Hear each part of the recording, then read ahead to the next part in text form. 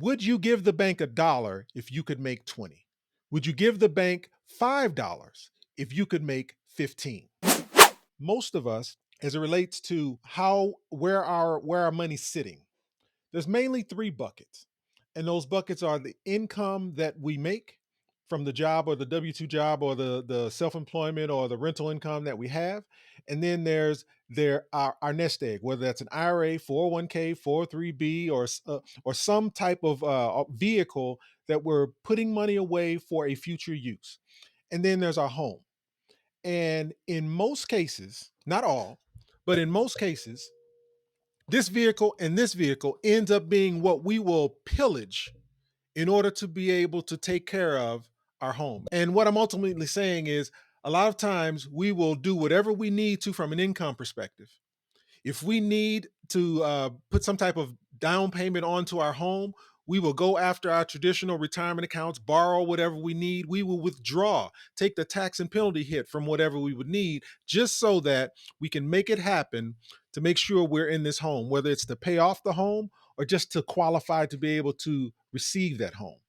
And the one of the objectives that I have is to help people understand, because your home is one of your largest assets, what if you could leverage that asset to be able to build to produce wealth? Meaning, while everyone or most people have been educated to, you know what, if whatever I need to do here to be able to satisfy the needs to be able to grab that home, I'll do. And you know what, if I need to pillage some of my retirement account to be able to execute, I'll do that as well. But what if you could leverage your largest asset to also build wealth?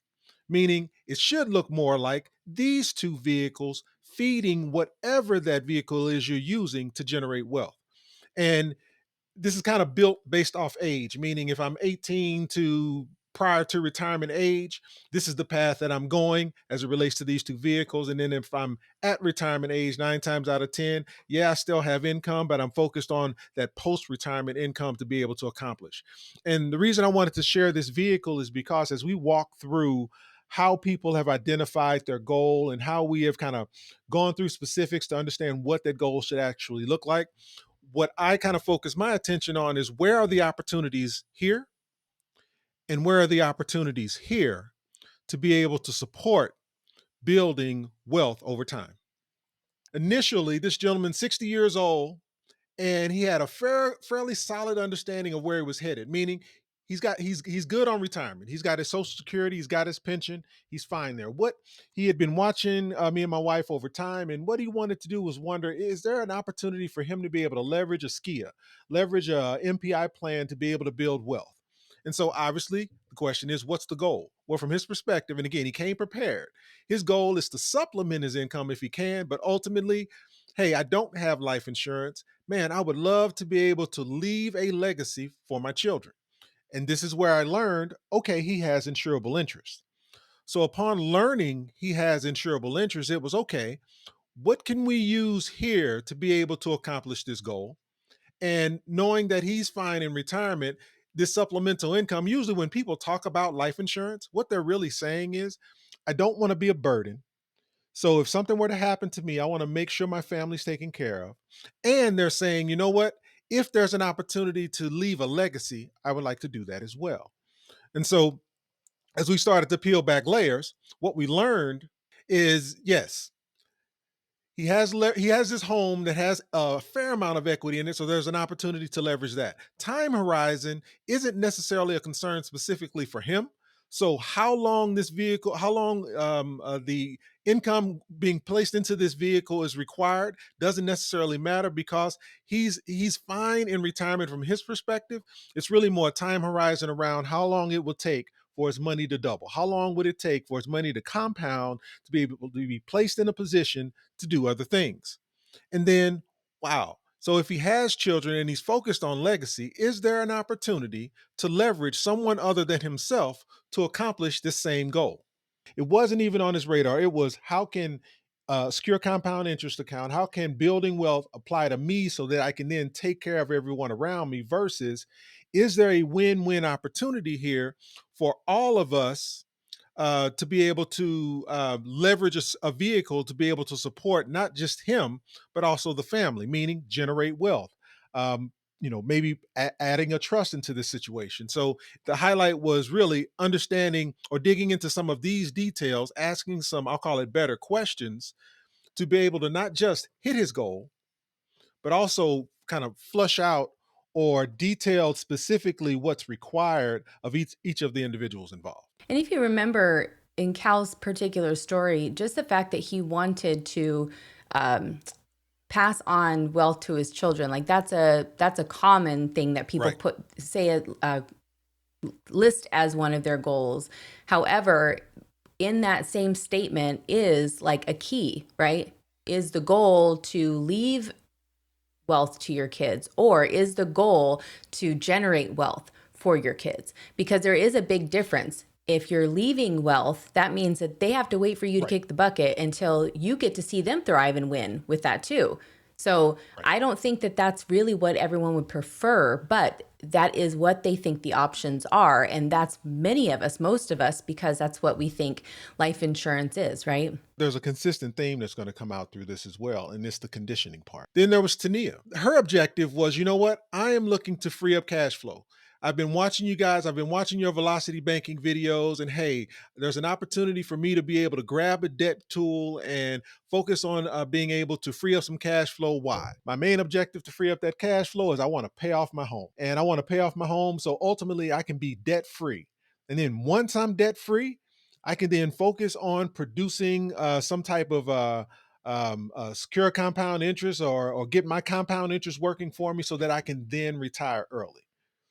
And it sounds great, but when I kind of give people back their words, like specifically, hey, I want to become debt free, so I want to pay off my home, however long that would take, and then I want to focus on retiring early. It's almost these two items almost work against each other.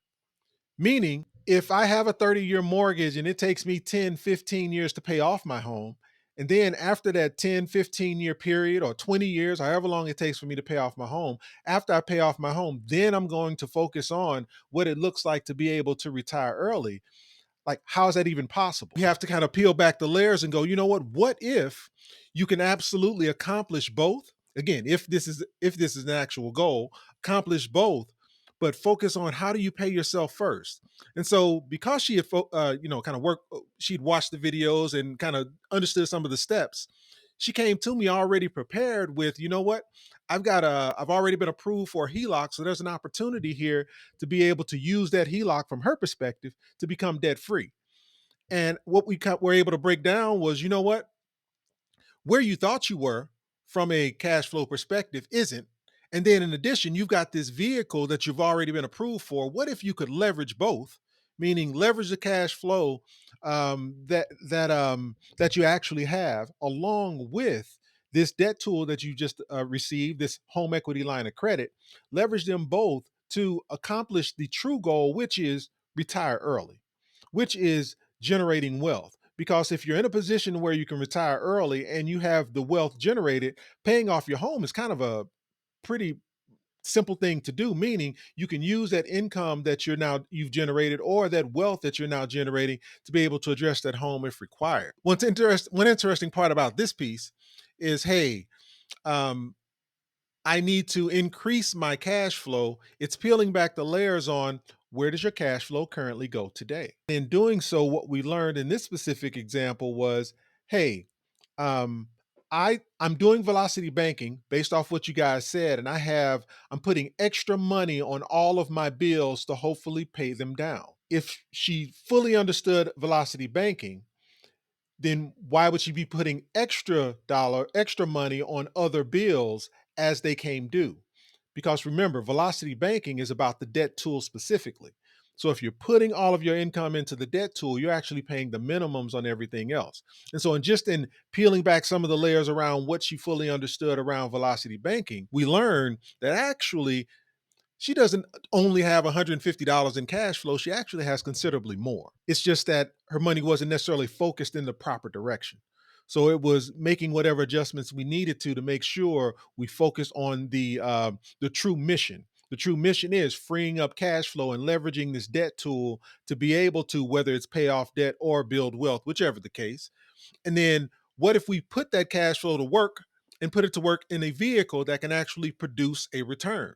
And then the other part is if retire early is really a focus, if retire early is really at the top of her list, then what is that time horizon and how can we get this vehicle working for as soon as possible to be able to achieve that retire early goal? So, lastly, is my buddy John. What I love about this story is this was right around the time that I was kind of talking through self-directed retirement accounts and self-directed IRAs and 401ks, being able to leverage them to invest in non-traditional investments. And I was walking through an example around self-storage facilities. And the call I received was, hey, I just left my job. I've got this previous employer's plan and I'm looking to put it to work. Like, whatever I need to do, I am ready to take full control over my previous employer's IRA or 401k in this case, and put that money to work to be able to hopefully invest in self storage or some opportunity so that I can produce cash flow outside of the market. I want to get my money out of the casino. Very, very important. And so he specifically wanted to be able to invest in self storage. And again, with the mission of being able to create tax free income and also put himself in a position to where retire early was a part of his objective as well. Again, I want to retire early, and usually when I get that statement of I want to retire before the age of 65 or before my company allows me to be able to do so, usually my question is what are the vehicles you currently have in place today to allow you to be able to do that? If that's the goal, what are you doing right now to be able to put yourself in a position such that you will not have to work till age 65? And usually the response is I'm contributing to my company's retirement account and maybe I'm maxing it out or whatever that a dollar amount is I'm putting into it. And so outside of that, I've got side investments, maybe an Acorn account. Like I got other things that I might be doing, but ultimately the biggest vehicle is usually my company's retirement account. And usually this sentence is the one that usually stops people in their tracks, and that is, well, when will your company's retirement account allow you to retire early? We will pillage our retirement to be able to save our home, but we won't take the necessary actions to actually start building wealth. So it was, you know what, I've got this previous employer's plan. I understand it's not doing the necessary job that it needs to as far as generating I'll call it income over time. So where can I put it? What actively can I do to be able to put it to work? And then in addition to that, from a retire early perspective, it's about that time horizon, right? How can a skier outperform what it was he was looking to be able to do and allow him to accomplish his goals within that time horizon of being able to retire early? And so, if that's the case, then how ultimately how can he do all of it? Like, what are the actions that needs to be taking place in order to be able to accomplish all of it within that time frame? And so I think what I just wanted to highlight there is in most of these cases, when the conversation started, it looked something like this. Meaning I'm currently at a place and I'm ready to take some actions so I can accomplish this linear goal. Whether it's pay off the home, whether it's pay off a bill, doing velocity banking, it's whatever those steps are. I need to take to be able to accomplish this one goal. But in truth, when you start asking different questions, again, it's how, it's why, it's when, it's who's impacted, and how are you going to do it? What vehicle are you going to use? What are you currently doing today? How much cash flow is would it take to be able to accomplish this piece? Would you be allowed to? Do you have access? When you start peeling back the layers and asking some of these questions, what you tend to learn is, you know what? I want to pay off my home, but in truth, once my home is paid off, I still have a long ways to go before I can get to where I want, and that is legacy, that is wealth, that is retire early, whatever that opportunity may be. So it's not a one size fits all. It's not a linear approach. It's actually, hey, can I do some of these same things along the way as I get to my actual goal, which is wealth? Which brings me to habits and beliefs, meaning a lot of the reason why different communities think that becoming debt free is the first option. And then worrying about me and creating wealth is the second, is because that's what we've been taught to do. Finish your dinner before you have dessert. Hey, I need to get these bills off my plate. It reminds me of this conversation I had with one of my clients around student loan debt. I kept asking, why are you so concerned about paying off this student loan debt? And the best answer she could come up with was because the weight on my shoulders is so heavy. I'm not looking to pay off the student loan debt because it needs to be paid off. It's the dollar amount being paid on my student loan debt isn't impacting my ability to generate wealth. It's not impacting my ability to pay bills. It just happens to be a bill that I just want off my shoulder. But what if we looked at that debt as, you know what? The good part about that student loan debt is, yeah, it's a dollar amount that I have to pay every month, but in her case, it's not impacting anything else that I need to do. It's a very minimal amount, and I know I will be paying this minimum amount forever. Okay, then what else can you do with the rest of your money? Hey, I can put it in a vehicle and put myself in a position to where I can produce income for life. It's Sally Mae, right? It's her. Everybody just wants to get rid of her. And again, I go back to conditioning. It's all conditioning. And what we talk about often is there's a lot we can discuss. We can talk about the right vehicles.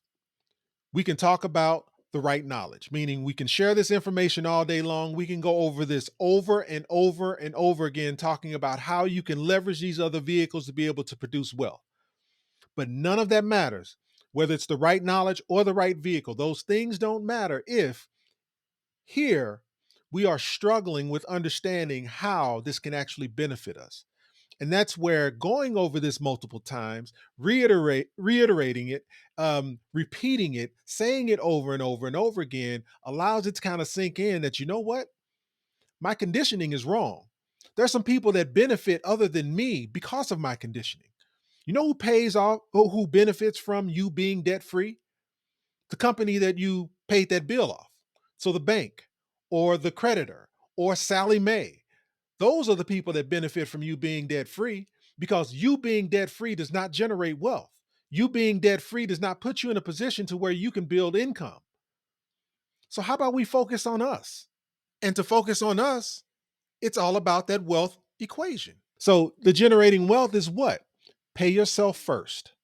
The first variable in that equation is before you pay a bill, before you pay your mortgage, before you pay Sally Mae, put yourself in a position so that you can put your money in a place where it can at least start compounding for you. So let's pay yourself first.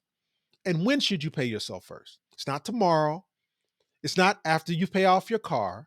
It's pay yourself first today, right now. And you want to make sure you're putting your money somewhere where it's secure.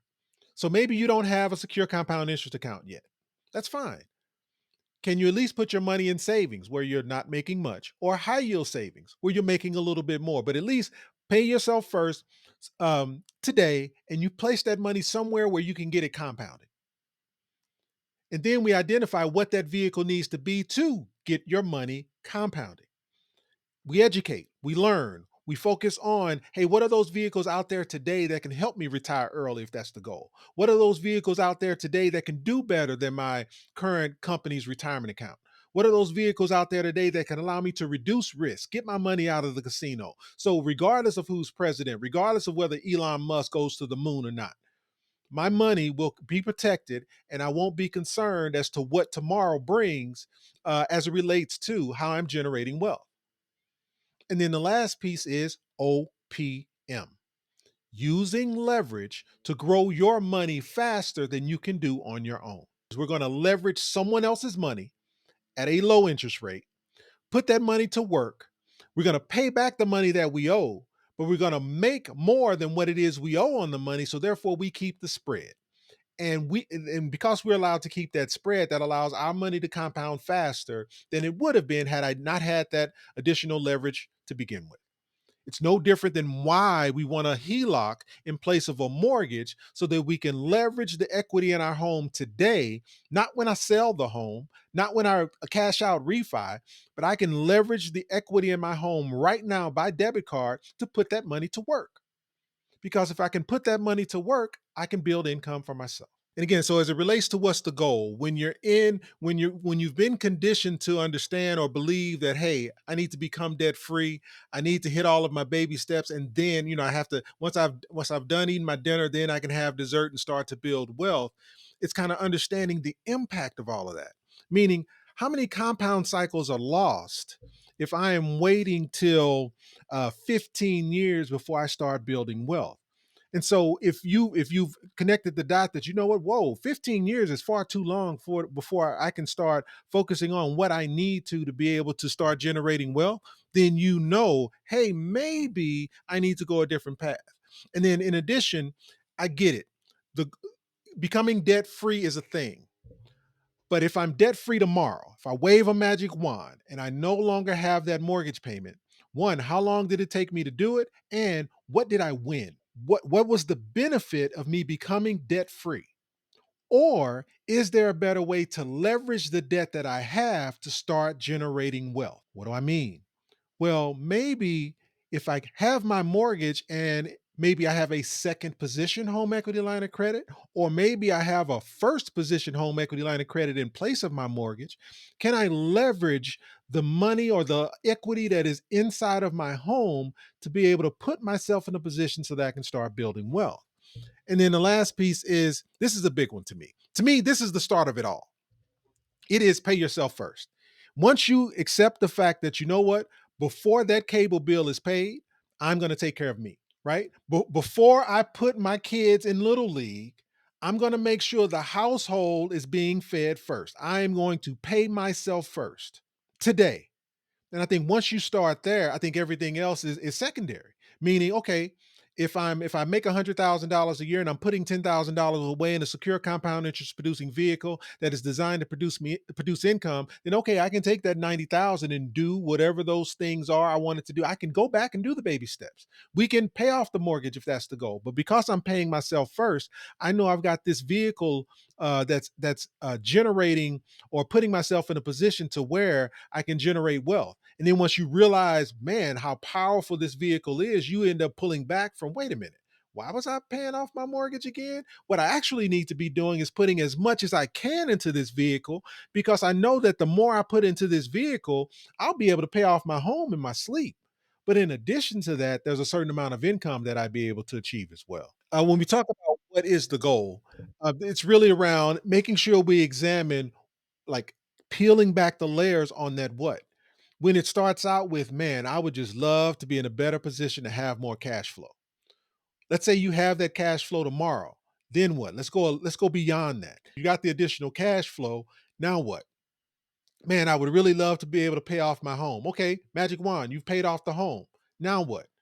When you start asking the now what, it goes into, well, now that I got this freed up cash flow, man, I need to put myself in a position so that I don't have to work forever. Because what I've learned is the money that I'm, the retirement that I'm putting my income into, based off the Trinity study, the 4% rule, the fact that I've only been with this company X number of years, the fact that I have to wait till 65, 68, 72, whatever that age is before I can touch my money. Man, that is not a vibe.